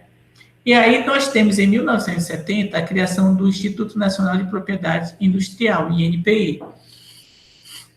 E aí você verifica que é o Instituto Nacional da Propriedade Industrial, ou seja, ela vai se interessar por aquelas patentes, quer dizer, pela parte da propriedade intelectual que interessa de uma forma mais fremente para o setor comercial. Então, ela trabalha com aperfeiçoamento, disseminação e gestão do sistema de concessão e garantia do direito de propriedade intelectual para a indústria.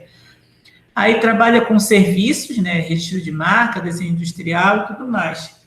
E ela tem um acervo de 200 milhões de documentos de patente.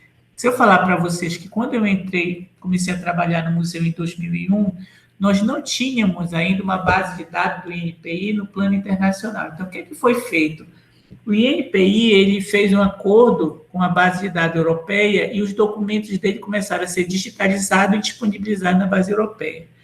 E aí, no meio de uma curiosidade minha, quando eu fui a Manaus, mais especificamente na FUCAP, tinha a Francisca lá e a Sônia Tapajós, e elas foram as pioneiras nessa área dentro da Zona Franca de Manaus, porque em Belém tinha muito pouca gente trabalhando com isso, mas lá em Manaus tinha bastante gente. E a FUCAP, ela foi feita exatamente para atuar nessa área de auxiliar as empresas internacionais para fazer o que a gente chama a climatização das patentes, né? O que acontecia? Elas se instalavam em Manaus e, como elas têm que ter a configuração de empresa nacional, elas de uma certa forma, adquiriam a licença das patentes na matriz, né? Fora do Brasil. E aí tinha que ter alguém que fizesse esse registro no NPI, ou a questão dos contratos de transferência de tecnologia. E esse pessoal lá da FUCAP se especializou nisso, na redação de patente, coisa de marca. E aí eu fui lá um dia e fui curioso, elas me apresentaram lá a estrutura delas. Gente, era uma coisa bem primária mesmo, porque eles tinham feito um acordo com o INPI, né? E o INPI transferia para eles as revistas de propriedade industrial. Então, era uma sala assim, cheia de revistas por tudo quanto era canto, uma base com os disquetes ainda de flexíveis, os primeiros computadores. Era um negócio assim absurdo perto do que nós temos hoje, né? Qualquer um de nós hoje pode ter, por exemplo, o atalho do Google Patente na sua página de rosto ali do computador, que toda vez que você abre, você tem uma curiosidade, você clica no Google Patente, coloca lá e ele faz uma busca para você na base de dados, na base de dados americana e conexa com alguns outros países também, porque ele se reporta se aquela patente ela utilizou a questão do PCT ou não. Então, ela faz conexão com outras bases também, mas a base, basicamente, são os documentos da base americana, né? E aí, ele mostra para você, experimente, dê uma olhadinha depois, vocês vão verificar lá. Ele mostra a patente como um todo, ele mostra quem são os principais depositantes, os inventores, ou seja, coisas que a gente não tinha há 18 anos atrás, então é muito rápido isso. E o NPI, ele evoluiu e agora, de uma certa forma, estagnou, né? Então, você tem aqui, por exemplo, a página do Instituto Nacional de Propriedade Industrial, que está toda colaborativa. Então, você tem vários elementos aqui, marca, patente, desenho industrial, indicação geográfica, você vai linkando e ele vai dando para você os encaminhamentos. Outro aspecto, a gente está em obra aqui em casa, o pessoal resolve trabalhar à noite, quiser em casa não, no prédio, né, que não é meu, é do dono do supermercado aqui embaixo do Coração de Mãe. Aí, o que acontece? Ele é todo colaborativo, tem informações que facilitam muito, e vocês vão precisar disso para fazer alguns exercícios, tá? E aqui você tem a parte mais recente da propriedade intelectual no Brasil. Primeiro, em 1971, nós temos o Código de Propriedade Industrial, Lei 5.772, e aí no artigo 5º ele fala: assegurará aos autores de inventos industriais privilégio temporário para sua utilização, bem como a proteção às criações industriais. E com a Constituição de 1988, artigo 5º, como eu tinha falado para vocês, está escrito o seguinte: aos autores pertence o direito exclusivo de utilização, publicação ou reprodução da sua obra, transmissível aos herdeiros pelo tempo que a lei fixar. Em 1994, o Brasil, através do decreto 1355, ele ratifica o TRIPS, né? E aí, em 1996, nós temos a Lei de Propriedade Industrial, né? Lei 9.279. Em 1997, nós temos a Lei de Cultivares, 98, Direito Autorais, 98, Programa de Computadores. 2004, a Lei de Inovação. Essa Lei de Inovação, ela estabelece a relação universidade-empresa, mais especificamente a pesquisa na empresa, motivando a relação da universidade, na verdade, dos institutos de pesquisa com as empresas. Em 2007, nós temos a Lei de Topografia de Circuito Integrado, e em 2018, nós temos o protocolo que atualiza a questão do TRIPS, né? E aí vamos verificar o aspecto da PI dentro da Constituição Federal de 1988. E aí você tem o artigo 5º, inciso 27, inciso 28 e o inciso 29. Então, você tem no primeiro aspectos relativos ao direito de autor, né? Direito de exclusividade, publicação, reprodução, transmissão, a questão da transmissibilidade aos herdeiros. E aí, o inciso 18, ele fala: são assegurados os termos da lei, proteção às participações individuais e obras coletivas e reprodução da imagem e voz humana, inclusive nas atividades esportivas. Isso você vai verificar em relação aos direitos conexos, né? O direito de fiscalização do aproveitamento econômico das obras que criarem ou que participarem aos criadores, aos intérpretes e as respectivas representações sindicais e associativas. E aí você tem toda a perspectiva de oposição para a garantia de direito. E o artigo 29, quer dizer, o inciso 29 fala: a lei assegurará aos autores de invento industriais privilégio temporário para sua utilização, bem como proteção às criações industriais, à propriedade das marcas, aos nomes de empresa e outros signos distintivos tendo em vista. Aí vem aqui, olha, o interesse social e o desenvolvimento tecnológico e econômico do país. E aqui nós temos uma constatação, né? O que a Cariane estava falando na aula inicial sobre a perspectiva da gente estar cercado pela propriedade intelectual e às vezes a gente não se dá conta, né? A gente senta no computador, ele tem uma marca, bota o computador sobre a mesa, tem uma marca, bota uma cadeira, tem a marca, pega um livro, ele tem uma marca de uma editora. É o copo. Ah, deixa eu mostrar para a Vivi meu copo. Olha, Vivi, meu copo é da Mulher Maravilha, lá. Eu ganhei quando eu fui assistir o filme.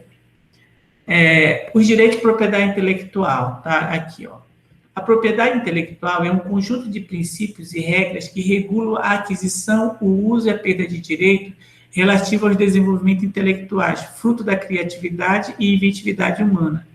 Aí vem o seguinte, olha, a propriedade intelectual abrange o direito exclusivo de utilizar, fruir e dispor do objeto produzido, protegido. Aí vem, utilizar significa o uso pelo próprio dono, fruir significa tirar proveito, ou seja, licenciar para terceiro e dele ter um retorno financeiro, que são os royalties, dispor. Isso significa passar adiante, se desfazer, ceder. E também o fruir, ele pode ser oneroso ou não oneroso, o sujeito ele pode licenciar de forma gratuita também. E aqui nós temos os aspectos da propriedade intelectual, tá? Novidade, originalidade e distinguibilidade. Essa questão da distinguibilidade, por exemplo, quando vocês forem ver os sinais distintivos, ele é bem importante. Então, a novidade, ela se aplica às criações das técnicas, a originalidade, às criações intelectuais. Você verifica que a questão da originalidade, no aspecto das criações intelectuais, elas estão muito presentes na forma como cada sujeito, artista, interpreta determinados sentimentos, determinada percepção da natureza e traduz esses sentimentos em obra. E isso é que nos toca, essa particularidade é que nos toca. E ela se torna particular na dimensão da aceitabilidade daquela arte pelo sujeito, né? Por nós, né? E aí esse autor se torna reconhecido e se torna valorizado no mercado.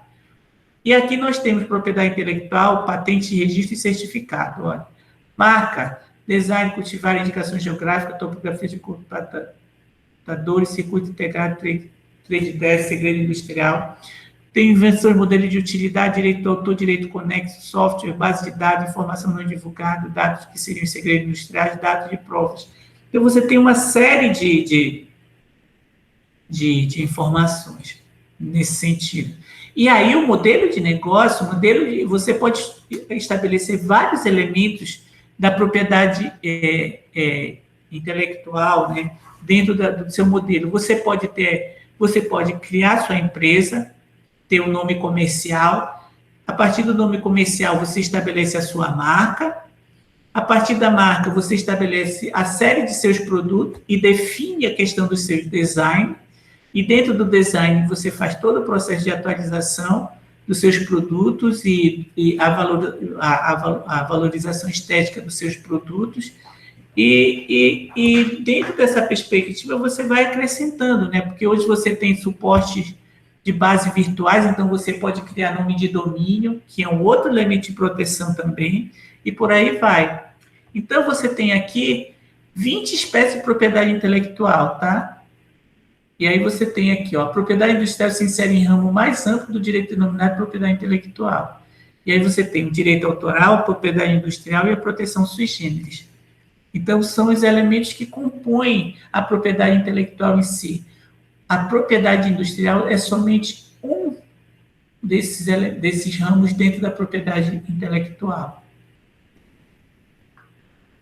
E aqui você tem vários elementos que apontam a importância da propriedade intelectual e da aplicação desse conhecimento para o desenvolvimento nacional, tá? Então, você tem aqui, promover o desenvolvimento exige enfrentar um grande número de desafios: educação, saúde, segurança pública, mobilidade urbana, pobreza, desigualdades sociais, regionais e de gênero, preservação do meio ambiente para o uso das gerações futuras, atenção às crianças e aos idosos, e promoção de uma sociedade mais justa, fraterna e solidária para enfrentar as rupturas associadas à transição para a economia 4.0. E aqui vem a participação do Brasil no comércio mundial, né? E aí tem aqui embaixo uma evidência inquestionável da importância da propriedade intelectual e do sistema de proteção da propriedade intelectual. É o crescimento do pedido de patentes em todo o mundo. Só que essas patentes, a gente tem que trabalhar com elas de forma estratégica. Um aspecto crítico, por exemplo, no âmbito das instituições de ciência e tecnologia, como a UFOPA, é que algumas pessoas estão utilizando a patente de forma, como se diria, irregular. Nem tudo deve ser patenteado, gente. Tem que ter uma sistemática muito clara e documentos para você avaliar essa questão da patente, um levantamento desse cenário. Então, não dá para você estabelecer a proteção de uma patente meramente pela perspectiva da novidade. Você tem que ter uma aplicação, novidade, mas você tem que ter uma aplicação industrial. O Henry Suzuki, numa das apresentações que ele faz dos cursos dele, depois eu vou passar para vocês o material, que já passei para a Cariane também, que é bem interessante, vocês podem acessar todo o material. Se quiser fazer o curso depois, eu recomendo.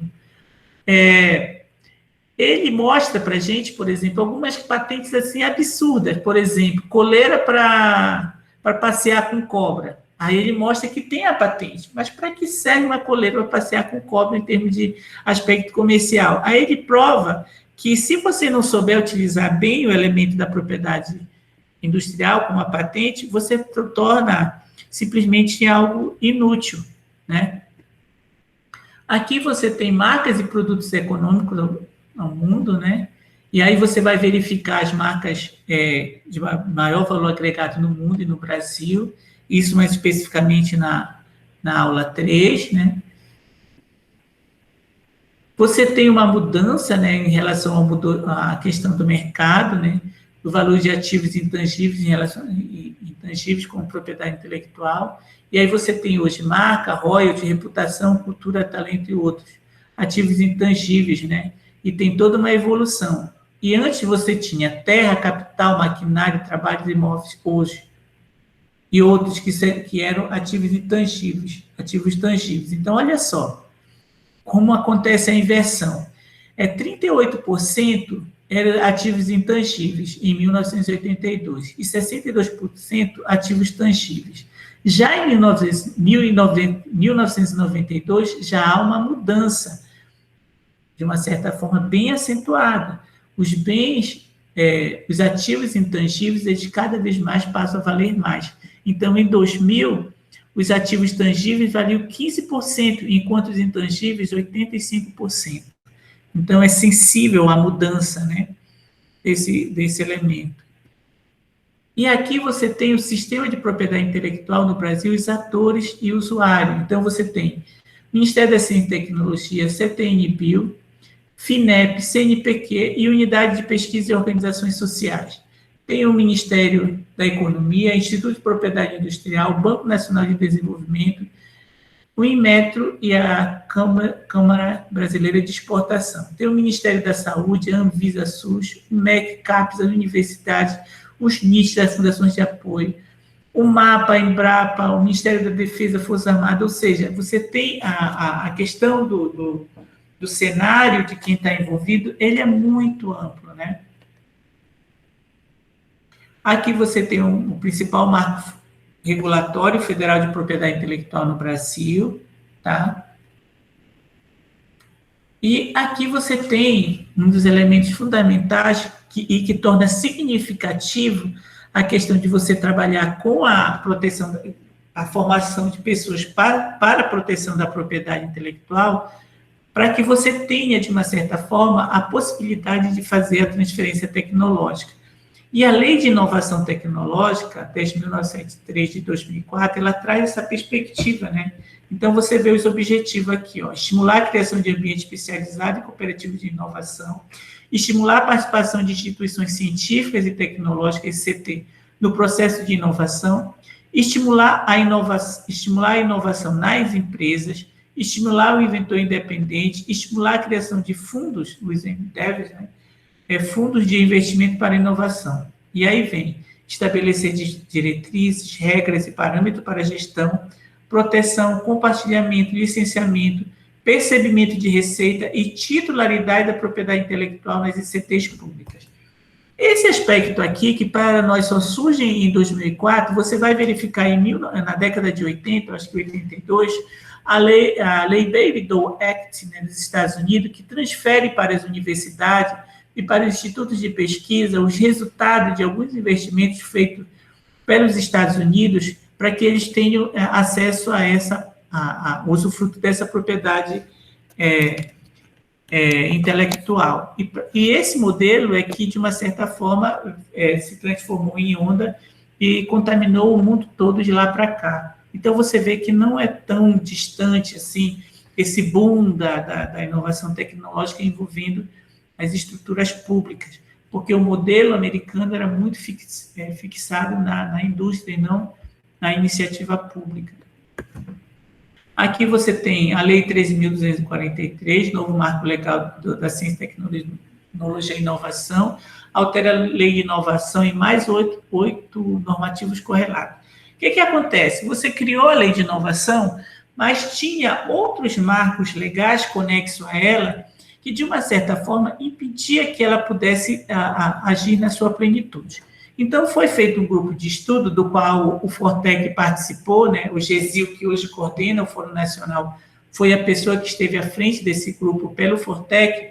Eles estudaram e fizeram um alinhamento da Lei de Inovação e dessas oito normativos correlatos. Então, você tem a Lei de Inovação, mas você tem, olha, o Estatuto do Estrangeiro, a Lei de Licitações, e por acaso, gente, se vocês forem ver, a coisa de uma semana atrás foi estabelecida uma nova lei de licitações, então isso aqui já está defasado, tá? A lei do regime diferenciado de contratações públicas, a lei de contratação temporária e excepcional de interesse público, a lei de fundações de apoio, por exemplo, tinha algumas restrições aplicadas às leis de apoio que elas não poderiam desenvolver determinadas atividades e estabelecer determinadas parcerias com o ente público. Lei de importação de bens e insumos para pesquisa, isso foi fundamental, porque a gente tinha muita dificuldade de importação, porque o recurso era pouco, ainda tinha sobretaxações de impostos, essas coisas todas. Lei de isenção e redução de imposto de importação e adicional de frete para a renovação da marinha mercante.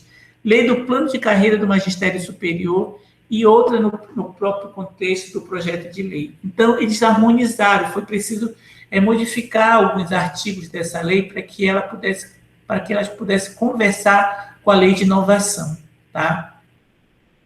E aqui nós temos o decreto 9.283 de 2018, que regulamenta a lei 10.973 de 2004 e a lei 13.243 de 2016. O que acontece?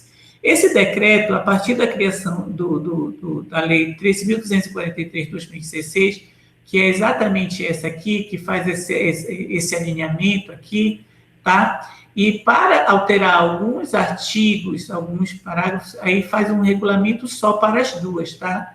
E aí você tem, olha, ele regulamenta a lei 10.973, de 2 de dezembro de 2004, e a lei 13.243, de 11 de janeiro de 2016. Aí vem, olha, o artigo 24, parágrafo 3º, o artigo 32, da lei 8.b, e vai relacionando tudo o que é alterado e como em relação ao alinhamento com a lei 10.973. Aí, olha só, visa estabelecer medidas de incentivo à inovação e à pesquisa científica e tecnológica no ambiente produtivo com vista à capacitação tecnológica, ao alcance da autonomia tecnológica e ao desenvolvimento do sistema produtivo nacional e regional.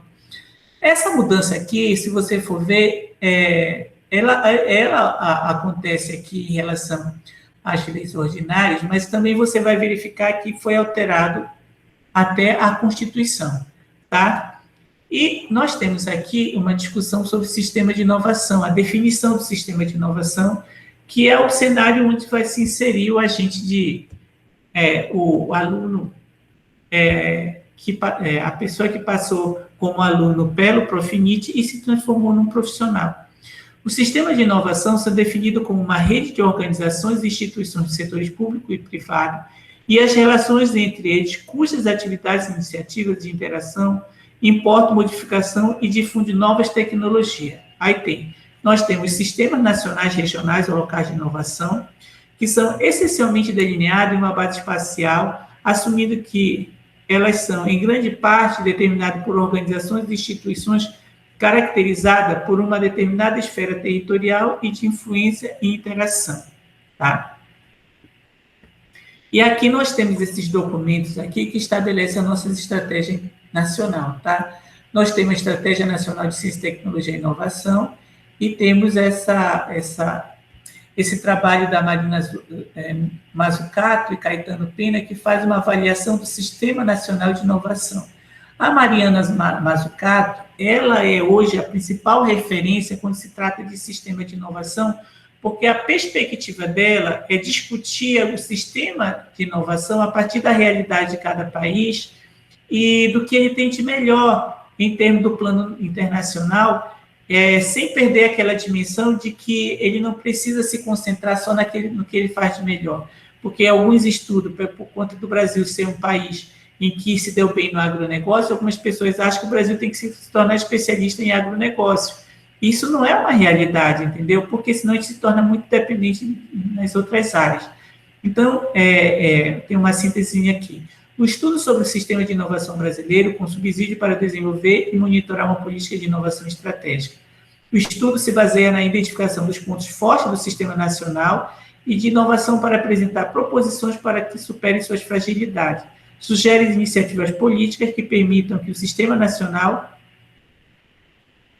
de inovação torne-se orientador torne-se orientado por missões, por meio de políticas intencionais do Estado e em parceria direta com o setor privado. Então, aquela situação de que o Estado não deveria interferir, aqui, na perspectiva da Zuccolato, as políticas elas têm que ter intencionada pelo Estado. Ou seja, o Estado ele tem que intervir, ele tem que motivar. E isso era uma das ações dentro das discussões feitas pela CEPAL, da Comissão Econômica para a América Latina e Caribe, né? O planejamento do desenvolvimento. E aqui nós estamos chegando ao final com as nossas referências, tá? Do que nós botamos aí, vocês podem, a maioria delas está disponível, tá, online. E aqui vem a questão do que nós trabalhamos, tá? Apresentação da disciplina, introdução e evolução histórica da API e os acordos internacionais de marcos e marcos legais. Amanhã, daqui a pouco, a gente vai disponibilizar para vocês a questão da unidade 3, que é marcas, tá? Eu gravei no PowerPoint o comentário da apresentação, então vocês podem passar os slides e ouvir os comentários. E aqui tem uma questão de uma atividade, tá? Que diz respeito a esses dois textos, né? Capítulo 2, da Base Constitucional da Propriedade Intelectual, uma introdução à propriedade intelectual do Denis Barbosa. Aqui vocês podem acessar esse material e lá acessar outros materiais. E tem o histórico e controvérsia da proteção da propriedade intelectual e seu impacto sobre o desenvolvimento nacional, aspecto da desigualdade entre países do eixo norte e sul, é bem interessante esse texto. E tem a questão do conceito do trade dress e suas relações com a significação secundária, e com a significação secundária, do Denis Barbosa, tá? Também é outro texto que vocês devem ler, porque o trade dress, ele tem umas restrições sobre proteção, mas tem um impacto muito grande hoje, quando você não respeita as regras do trade dress. Então, seria interessante. E aqui tem alguns livros para leitura suplementar, tá? Não se surpreenda de ter texto em inglês, porque sempre vai ter texto em inglês, não tem jeito, tá?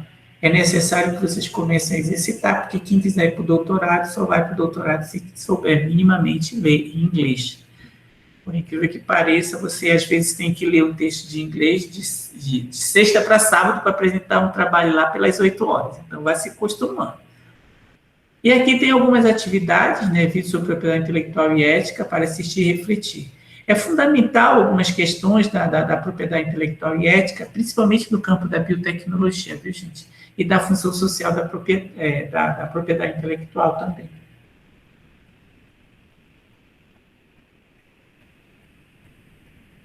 E aí segue, né, com a questão da concorrência mercadológica, a concorrência profissional, aspecto da ética profissional,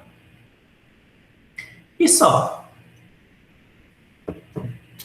Só é.